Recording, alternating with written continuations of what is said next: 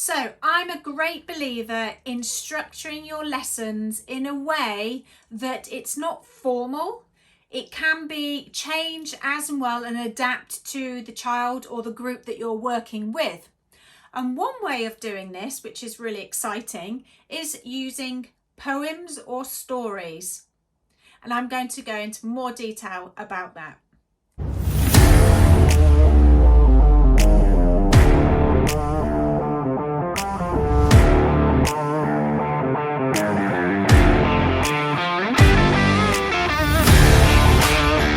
Hi, I'm Helen Hughes from Mini Water Adventurers, and I am your go-to person for loads of game ideas for your swimming lessons. So in one of my books, well in fact two of my books, in fact three of my books, it all talks about how using different games and activities incorporated within your themes that you're going to be using. And you don't have to use them as just a warm-up or a cool down. You're going to be doing a play-based approach throughout the whole lesson that you're with your children. And in my book, on this book here, I'm going to read it to you. It talks about, in the introduction, it actually talks about why using games. And in part of it, it talks about long-term engagement. And I'm going to read to you. So swimming, as we know, is a lifelong skill. And maintaining a child's interest in the activity over the long term is essential. Games and fun activities contribute significantly to sustained engagement, preventing boredom and dropout.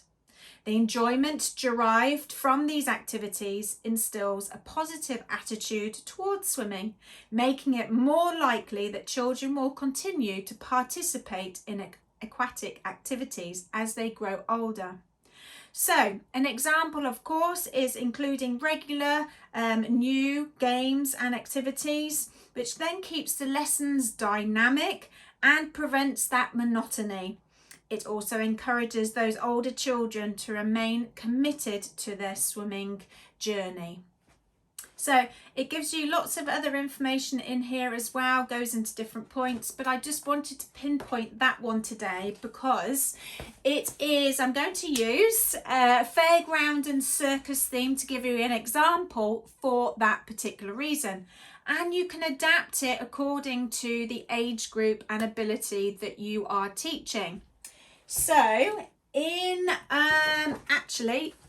my other book here, which is the Aquatics Adventures for Tots and Young Children, it is part of one of my top 10 themes that is in here, and it is the circus and fairgrounds theme that is in here, and I'm going to go through one of the activities that is in here. There's songs in here, and there's 6 different activities just in this one theme for you to go through.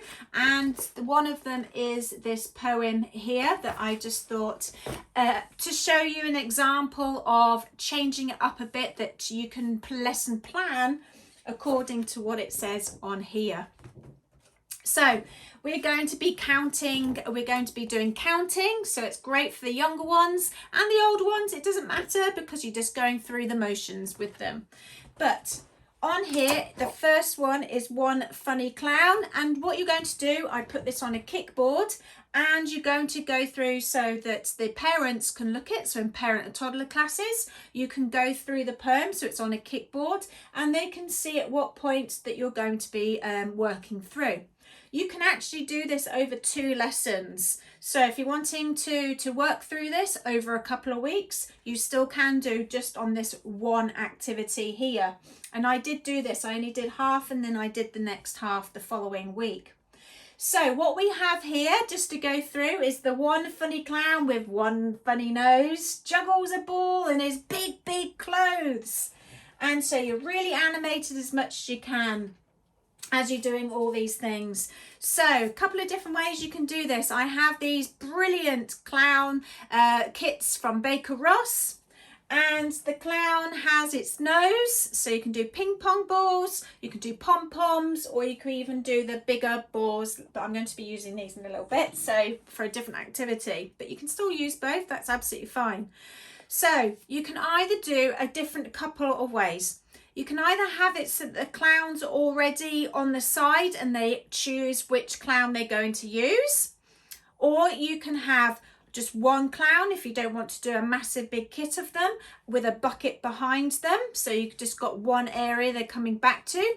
I love that using individual clowns, the children love to have their own sort of area, and then it also means that you can spread the positioning of where they are in the water depending on the pool space that you have. So if you have a limited space, that means that they're not on top of them and it doesn't cause this bottleneck effect.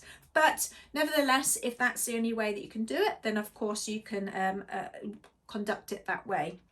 So they're going to go and get their nose, and you can either throw the balls out in the water that they have to go and collect them, or you can have them located up on the side of where they're collecting it, or another layer of getting up and out and going to collect it. So they can actually go down, just says one funny clown, so you're just using one clown, and it doesn't say how many noses that they have, but that's okay. You can use a little bowl or something if they want to go a couple of times to go and get it.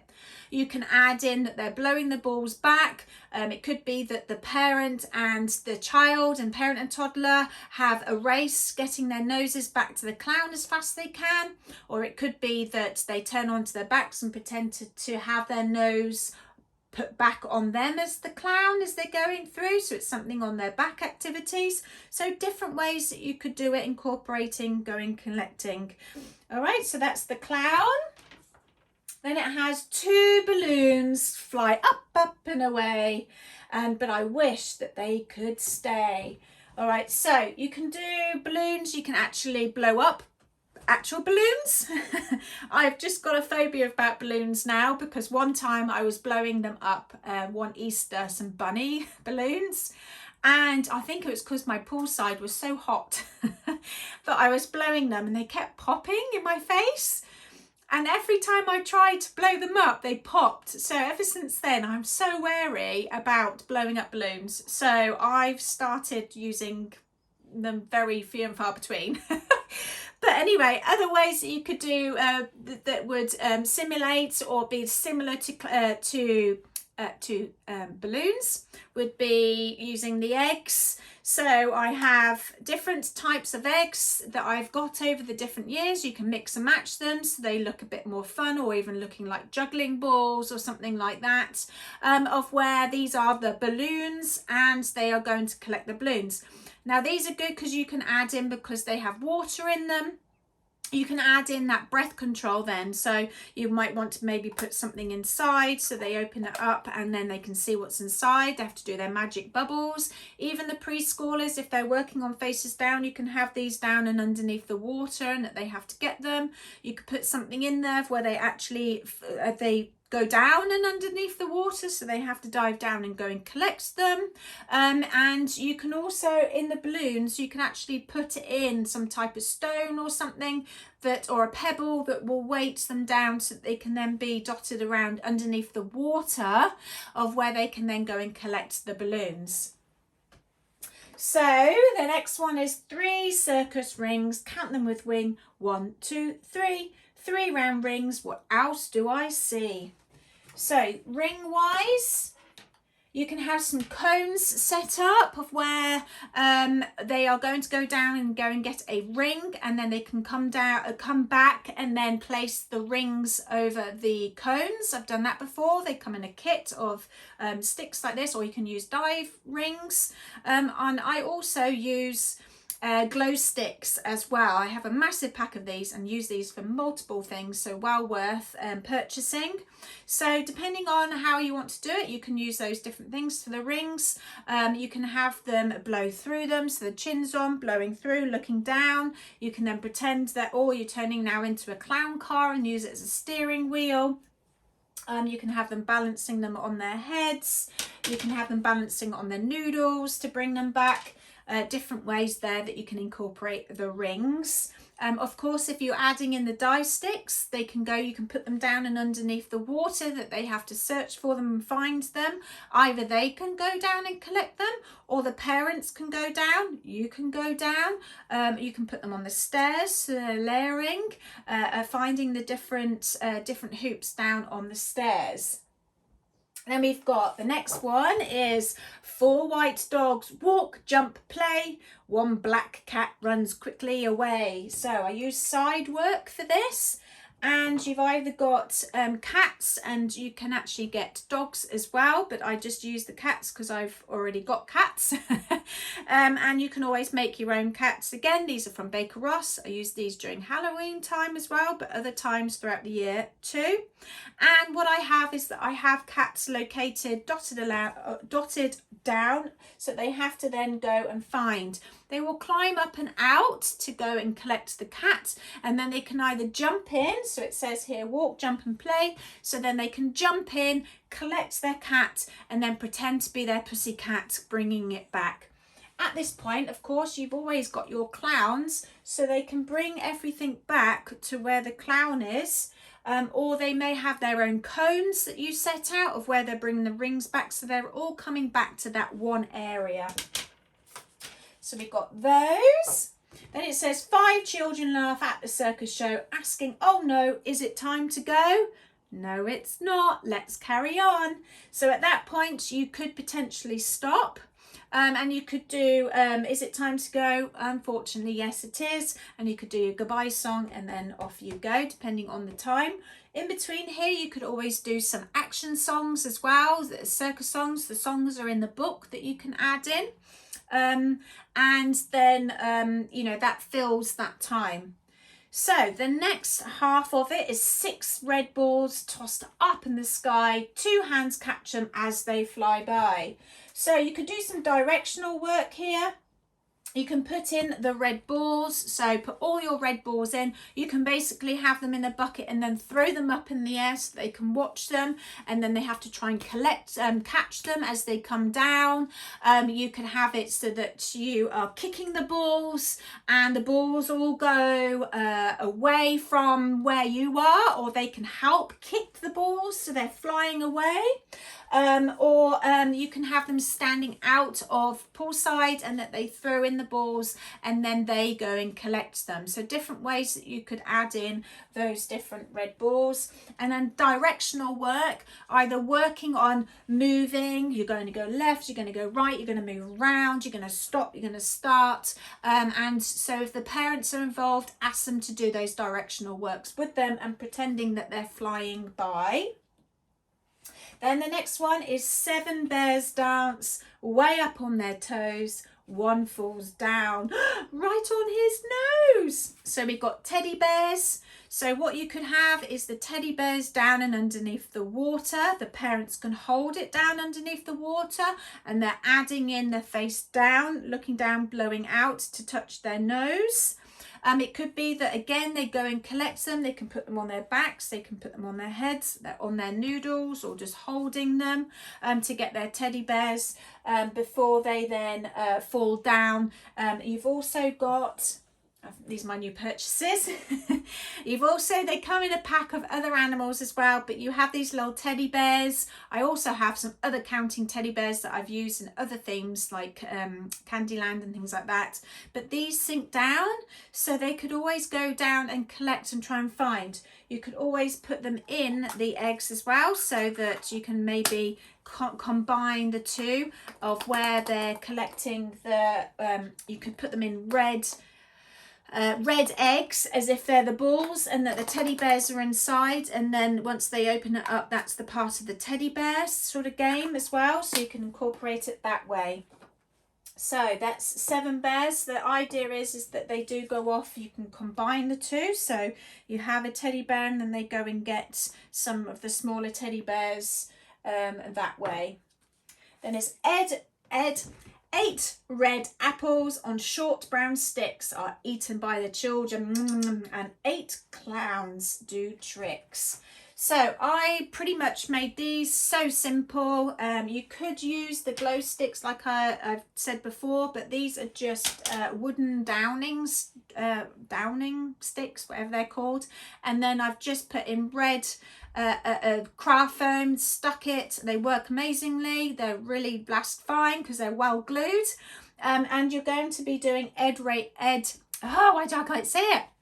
8 red apples that they then have to go and find. So if you don't want to do the lolly sticks, you could always again use you could use pom-poms instead, so you're differentiating it out that they need to go and do that. And they're pretending to eat it, so it's just something, again, it could be independent swims that you're doing with these. It could be that you're doing push and glides, holding on with these, holding on to their back. They could be floating, holding on, but again, it's just thinking of different things and they're focusing on this thing. You could do a little bit of a game with regards to having the sticks. You could have tigs, you play tag or something, of where they then pass the apple on to the other child if they're the tagger, and so on like that. Then it says 9 bags of popcorn, they feel so warm. Outside 9 clouds gather for summer rainstorm. So I have yellow balls here for popcorn. I actually have a container that I've made into like a popcorn container. So I put red strips down the side, just using waterproof tape to make it like a popcorn container. And the yellow balls make sense to me for popcorn, which I've used again. Yellow balls being popcorn before. And they go and collect the popcorn. If you are separating these, which you probably will do because there's so many different activities that you can do here, rather than which you've done before of blowing the balls, they could be blowing the popcorn because they're hot, or they're helping them pop by putting them down under the water and they pop them up. Again, you could add in some kicking, they could be splashing them. And it also says here about 9 clouds gather for a summer rainstorm. So it could be that you get them to kick as fast as they can to create a rainstorm. You could have sprinkle toys of where they collect their popcorn. They go underneath the rain as they're coming back to drop off their popcorn. It could be that you put out X amount of pieces of popcorn, and then it's the fastest person to go and get as many pieces as possible. They could have their own individual containers of where they bring it back to their own popcorn containers or their buckets, and then it's the first person to have the most amount of pieces of popcorn. So cool little games there that you could do for that bit. And then now it's 10 o'clock, it's time to go. Thank you for coming to the circus show. So it's 10 o'clock, so you could add the finish it at the end with the older ones, or even those that are comfortable with going down and under. You could finish with 10 bobs down and underneath the water because it's 10 o'clock. You could have them floating for 10 counts because it's 10 o'clock. You could have them push and glide for 10 counts. And that's finishing. So think of something that you could do with the number 10, and you could even have a 10 seconds type of treading water or something like that, adding on for those 10 counts. So that is how you can plan and prepare a lesson using some type of poem or structure like this, of where your lesson plan is. This is what you're going through, and you can design all your different activities and games according to what's down on here. It's great because they can actually see the words, they're counting, so many different layers there of learning opportunities that you can add in. And it is World Circus Day coming up soon, so what a perfect opportunity to try and test this out for then. So I hope you enjoy that. If you have enjoyed this, I would very much appreciate a like. If you are enjoying this channel, make sure you are subscribing so you don't miss out on any other videos that will be coming. And make sure you check out all the other videos that I've already done so far. So enjoy, happy splashing, enjoy your lessons, and take care.